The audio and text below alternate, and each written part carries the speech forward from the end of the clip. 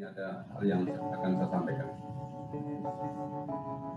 Bapak Ibu semuanya, sama-sama kita kesal semua bahwa visi misi Presiden adalah terwujudnya Indonesia maju yang berdaulat, mandiri, dan berkepribadian, berlandaskan gotong royong. Ini ada 9 daripada misi daripada Presiden. Kemudian juga ada arahan Presiden. Yang arahan Presiden itu adalah ada 5, yaitu pembangunan SDM. Nanti SDM ini kita juga berkaitan dengan yang pernah juga ini menjadi temuan dari BPK bahwa SDM yang ada di UP ini sangat rendah. Pada waktu kami di Palembang, ini adalah merupakan temuan kami bahwa SDM UP ini sangat kurang dan sangat rendah mutunya gitu. Dan kemudian pembangunan infrastruktur, kemudian penyederhanaan regulasi dan penjagaan birokrasi, transformasi ekonomi. Kemudian dari arahan Presiden itu ada 7 agenda. Kita untuk PUPR adalah memperkuat infrastruktur untuk mendukung pengembangan ekonomi dan layanan dasar. Jadi pembuatan irigasi ini sebagai pelayanan dasar untuk mendukung pertanian.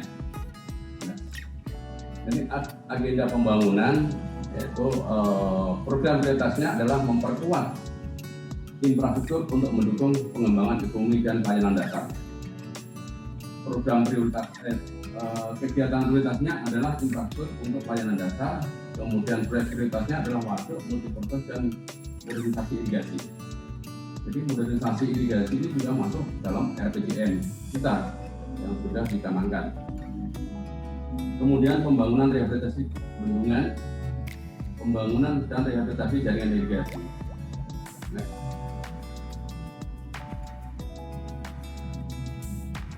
Nah, ini yang saya sampaikan tadi, yang RPJM tahun 2020 sampai tahun 2024, yaitu ada pembangunan jaringan irigasi 500.000 hektar.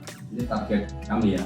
Terus kemudian yang kita bagi 2, yaitu irigasi permukaan 333.500 hektar, kemudian irigasi permukaan dan irigasi permukaan dan rawa, yaitu kewenangan daerah ada 166.500 hektar, dan kemudian untuk rehabilitasi jaringan irigasi itu target kami adalah 2 juta hektar. Dan kemudian irigasi permukaan kewenangan pusat 541.613 hektar, dan kemudian irigasi kewenangan daerah 1.358.000, dan kemudian irigasi rawa adalah 100.000 hektar. Ini yang menjadi target dalam RPJM tahun 2020 sampai tahun 2024. Bapak dan Ibu semuanya, ini data masih lama, yaitu data masih Permen 14 ya, 14 tahun 2015, yaitu total luasan daerah irigasi adalah 9,1 juta hektar. Nah, 9,1 juta hektar kita bagi untuk irigasi sendiri 7,3 juta hektar dan untuk rawa 1,8 juta hektar. Dan irigasi sendiri terbagi menjadi irigasi permukaan 7,1 juta hektar, irigasi air tanah 113.000, dan irigasi pompa 44.000. Kemudian rawa sendiri terbagi menjadi rawa yaitu 1,6 juta hektar, kemudian tambah 189.740 hektar. Nah, ini masih menggunakan kewenangan ya, tapi walaupun ini kewenangan ini sekarang sudah sudah nggak berlaku lagi karena yang untuk Undang-Undang 23/2014. Ini sudah ini kalau pusat yang lama ini masih ada 3,1 juta hektar, kemudian untuk provinsi 1,6 juta hektar, dan kabupaten yang paling banyak adalah 4,3 juta hektar. Kalau kita hitung persentase, bahwa untuk kewenangan pusat itu hanya 33%. sedangkan untuk kewenangan provinsi dan kewenangan kabupaten itu hampir 66, hampir 67%. Jadi potensi areal yang ada itu adalah di kewenangan kabupaten dan provinsi. Kalau kita hitung jumlahnya. Nah, ini yang disampaikan tadi bahwa OPOR yaitu optimalisasi, pengertiannya adalah semua proyek pembangunan yang sudah selesai harus segera dimanfaatkan. Pengertian daripada O, kemudian B-nya sendiri yaitu untuk mengutamakan program pemeliharaan. Bapak dan Ibu yang semuanya, bahwa walaupun kami ada target tadi itu ada sekitar 500.000 hektar, tapi dengan ada kebijakan yang baru ini tentunya nanti akan program kami yang untuk pembangunan ini kita agak turunkan sedikit, sehingga nanti yang kita paling perbanyak adalah tentang opornya ini, sehingga Pak Menteri sudah melihat bahwa kondisi jaringan irigasi kita ini kebanyakan masih harus perlu di rehabilitasi, dan kemudian juga yang belum tuntas segera juga kita akan tuntaskan. Mudah-mudahan di tahun 2024 berakhir ini semua pekerjaan jaringan irigasi, kinerja jaringan irigasi ini kita akan bisa tuntaskan dalam hal untuk mendukung kinerja jaringan irigasi. Bapak dan Ibu semuanya, ini ya kita menyangkut OP, saya mohon maaf ini karena irigasi ini berkaitan erat dengan operasi dan pemeliharaan. Jadi irigasi ini ada kalau irigasi itu pendek atau umurnya pendek, tentu OP-nya itu kurang bagus. Kalau OP-nya bagus, itu jaringan irigasi itu adalah berumur panjang. Karena untuk operasi dan pemeliharaan ini adalah tujuannya untuk menjaga bagaimana jaringan irigasi kita atau bangunan-bangunan kita ini berumur panjang, sehingga dalam walaupun sedikit ya, artinya dalam hal ini sepele, tapi ini bisa memperumur panjang jaringan-jaringan irigasi kita. Nah, ini ada yang sebelah kanan, tingkat layanan akan menurun akibat kerusakan jaringan irigasi. Ini jelas sekali ya, kalau tingkat layanan kita itu menurun, juga ini disebabkan beberapa hal, itu baik jaringannya maupun pelaksananya. Ini juga menyebabkan bahwa tingkat layanan kita akan menurun. Nah, sedangkan kalau kinerja OP-nya jelek, ini jelas tentu menurunkan akan capaian dari penutur. Ini akan menuju umur jaringan kita itu juga akan jelek. Nah, kalau sudah umur jaringan kita jelek, tentunya kinerja jaringan irigasi kita itu akan jelek untuk memberi pelayanan kepada masyarakat. Nah, sedikit saya next. Ini saya ilustrasi ya. Ini bukan ilustrasi, ini kenyataan yang baru-baru ini. 1 bulan ini kejadian ada 3. Itu saya ada di pertama itu kejadian ada di Ciular. Ciular itu ada kejadian di Ciular ya, itu sebaliknya. Tapi kalau dia betul banyak. Ya, saya mulai dari Cilotoh dulu nih. Cilotoh itu ada di Kabupaten Ciamis. Ini awalnya adalah sedikit ya, itu selubang botol aqua. Karena pada waktu kami meninjau di sana, ini saya dibisik dengan penduduk di sana bahwa itu jaringan itu dulu hanya kecil saja Pak, sebotol aqua. Tapi karena ini tadi saya katakan O-nya, ya, P-nya tadi itu nggak bagus, ini tentunya akibatnya fatal. Jadi boleh saya simpulkan kalau O salah, berarti P-nya yang berat. Ini sehingga jadi berantakan seperti gambar yang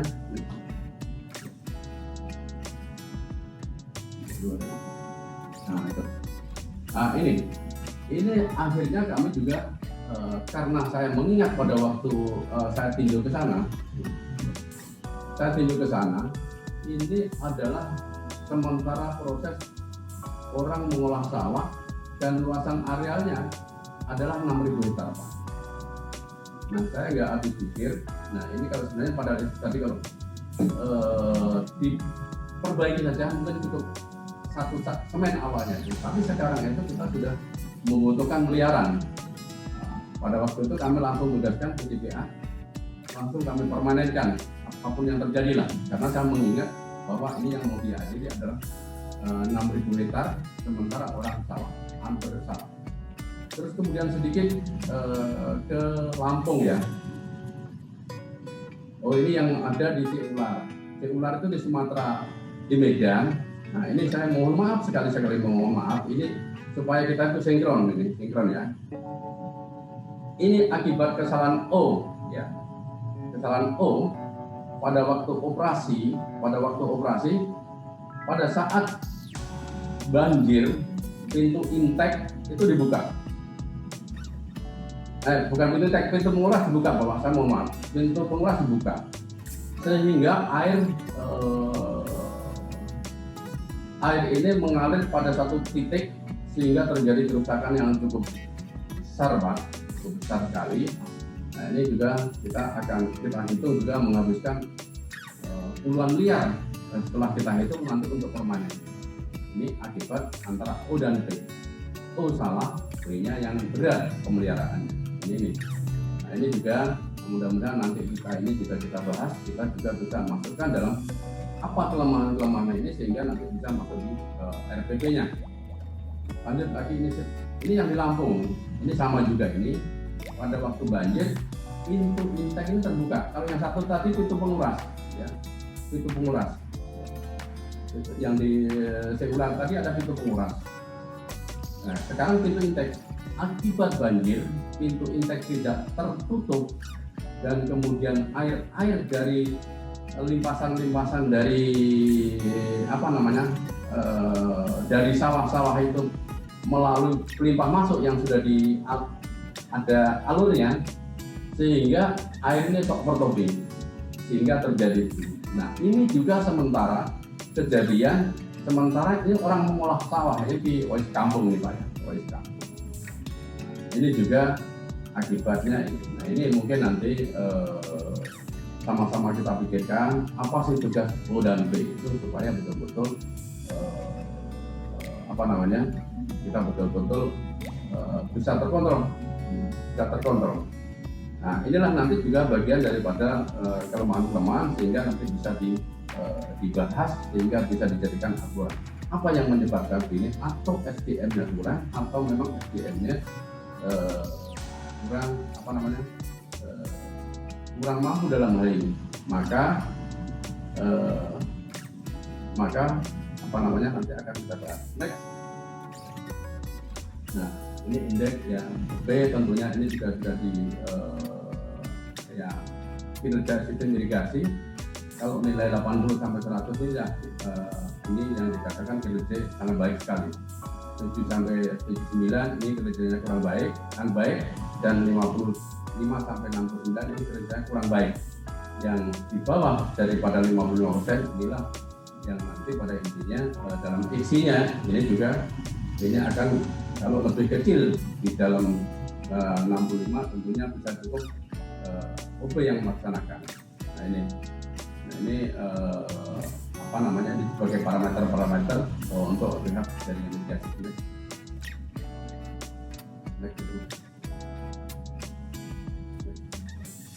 Ini Bapak dan Ibu yang saya sampaikan dalam outline tadi, saya sampaikan bahwa capaian-capaian irigasi kita dalam hal ini memang di tahun 2020 untuk pembangunan baru 10.801 hektar yang kita selesaikan, dan untuk rehabilitasi baru 57.025 hektar. Next. Ini di tahun 2021 untuk pembangunan 17.132 hektar, dan kemudian untuk rehabilitasi 128,085 hektar. Next. Nah, ini untuk rencana tahun 2022 yaitu ada untuk pembangunan 47.000 hektar, kemudian untuk rehabilitasi 159.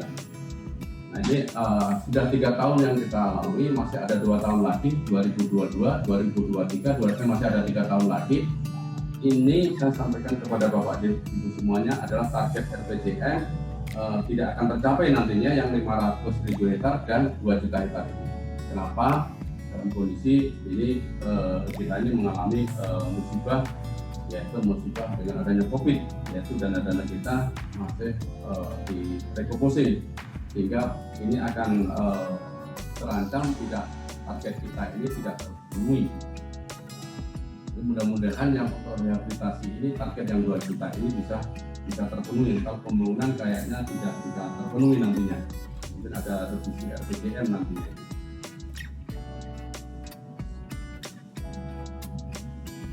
Bapak dan Ibu semuanya, bahwa inilah irigasi premium. Kita lihat dari data ini bahwa dari 61 bendungan yang dibangun tahun 2014 sampai tahun 2024, kalau kita lihat sampai tahun 2004 itu perkembangan luasan kita itu akan mencapai sekitar 7 juta. Kemudian untuk tingkatan persentasenya itu sekitar 16,9%, ada peningkatan sampai di tahun 2024. Dan kemudian untuk peningkatan IP ini dari 137%, ini rata-rata IP itu menjadi kalau kita hitung daripada 7,1 juta hektar itu kita rata-ratakan, walaupun di sini ada juga IP yang 300, ya, kemudian IP rata-rata 200. Nah, ini kalau kita rata-ratakan IP kita ini sampai tahun 2024 akan mencapai 254%, nantinya dari 137 menjadi 254%. Kita ratakan dengan kita kalikan dengan 7,1 juta hektar. Bapak dan Ibu semuanya, inilah kita mengeksersis irigasi premium. Irigasi premium inilah sumber airnya yang dari bendungan tadi, dari bendungan. Kemudian kita lakukan exercise, ya, total target pemetaan bendungan untuk irigasi berdasarkan data desain bendungan. Ini ada 412.000 hektar. Mereka jadi masuk ada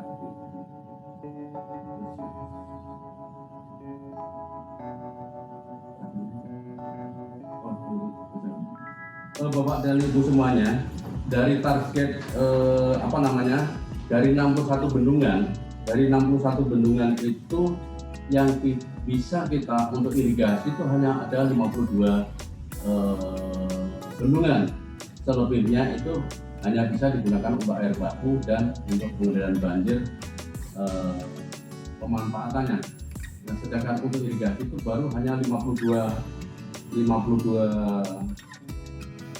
buah bendungan yang bisa untuk irigasi. Nah, inilah yang kita sekarang itu sementara exercise itu berapa yang sudah direhab, terus kemudian ada yang belum dibangun, contohnya yang di Kuningan ada irigasinya sudah belum dibangun, itulah nanti sementara ini kita juga akan desain, dan kemudian juga untuk pemanfaatannya seperti airnya digunakan untuk di Ijen Kelok. Nah, ini juga kita sedang rehab, sehingga dana kita ini kebanyakan kita akan gunakan untuk bagaimana untuk irigasi premium ini, sehingga betul-betul irigasi premium inilah airnya yang sudah cukup terjamin, dan ini bisa pola tanamnya juga bisa dilakukan dengan hitungan-hitungan yang bisa dikatakan pasti, ya, pasti karena airnya bisa dihitung, bisa kemampuannya berapa ribu hektar, terus kemudian waktunya ini bisa dihitung. Nah, kalau irigasi yang tanpa ada bendungan ini masih agak-agak susah karena airnya belum bisa terukur.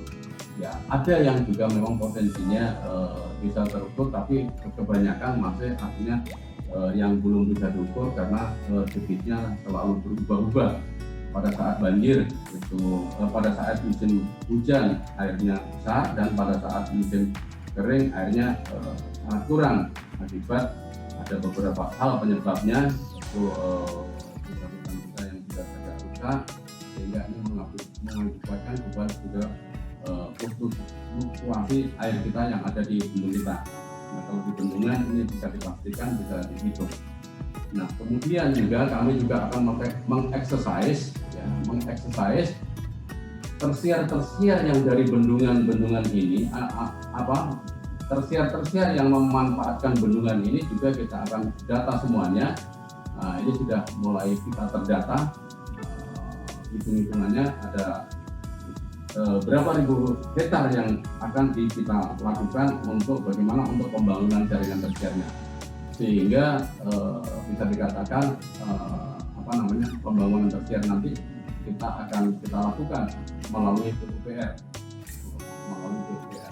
sehingga nanti petani tidak akan mengalami kesusahan untuk membuat jaringan irigasinya yang selama ini memang masih ada agak keraguan untuk membangun tersier. Nah, kalau tersier itu tidak intervensi pemerintah, ini tentunya banyak hal yang contoh, ya mohon maaf ya, ini kejadian-kejadian yang ada di Papua sekarang masih tetap jadi hutan karena tersiernya juga belum dibangun. Karena masyarakat untuk membuat tersier itu ya juga agak-agak berat tentang pembangunannya. Kemudian juga mungkin untuk rehabilitasi, mudah-mudahan nanti dalam RPP ini tidak bisa jelas siapa yang harus merehabilitasi. Nah, ini mudah-mudahan ini juga bisa bisa tercetus dalam hal untuk pembuatan RPP irigasi ini, sehingga betul-betul jaringan irigasi kita ini bisa melayani dengan kebutuhan masyarakat. Ya, ini breakdown-nya tadi Pak ya, breakdown-nya ada ini kami data irigasi yang artinya memanfaatkan dari 52 bendungan tadi sudah kita exercise semua, dan kemudian kebutuhan anggaran di tahun 2020, 2021, 2022 sampai di 2004 ini kita sudah hitung semuanya berapa sih kebutuhan untuk menyelesaikan jaringan-jaringan irigasi yang memanfaatkan bendungan.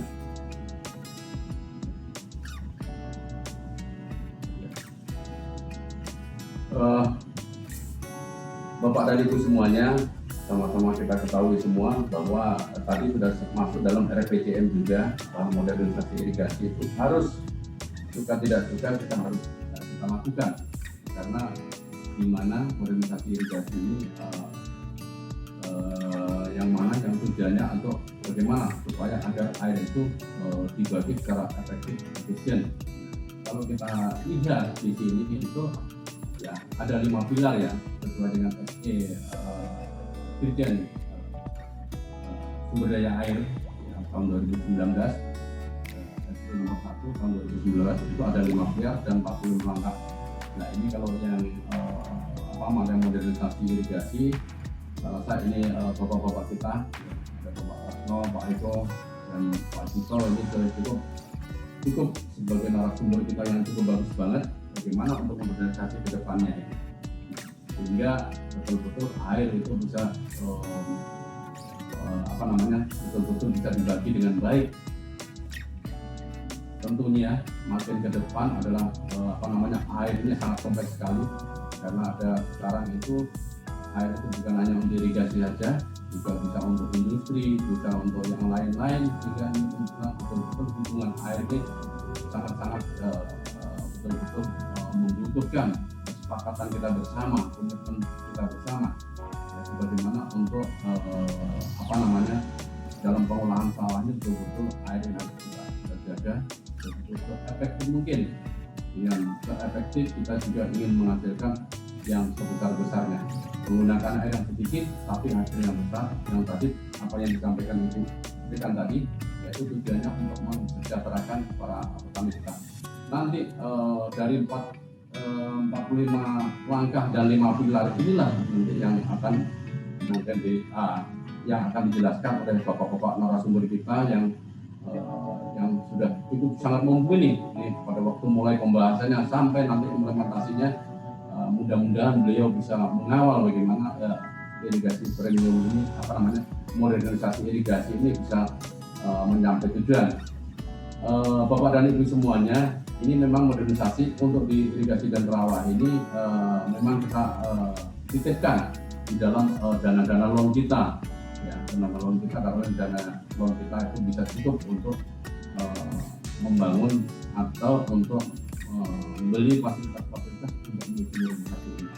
Kalau APBN kita masih kita juga mungkin kita khususkan juga untuk rehabilitasi dan yang belum sampai untuk ke modernisasi irigasinya, karena ini modernisasi irigasi ya cukup membutuhkan uang yang agak besar. Tetapi modernisasi ini kita bertahap, tidak harus sekaligus dengan dengan harus alat-alatnya misalkan untuk di rentang dari 87.000 hektar itu harus semua. Nah, kita belum mampu untuk memberikan semua, tapi kita akan lakukan bertahap nantinya, dan mudah-mudahan ini bisa juga akan bisa bertahap kepada tempat-tempat yang lainnya, sehingga kita betul-betul penghematan air ini bisa dijaga. Nah, ini tahapan-tahapan tadi yang saya katakan, bahwa tahapan modernisasi itu ada tahapan persiapan, kemudian tahapan perencanaan, tahapan pelaksanaan, dan tahapan operasionalnya. Ini memang kita membutuhkan waktu yang cukup panjang. Tetapi kita yang penting dukungan dan semangat kita, bagaimana dengan jumlah penduduk yang begitu cepat, jumlah penduduk yang meningkat, tentunya akan kebutuhan air akan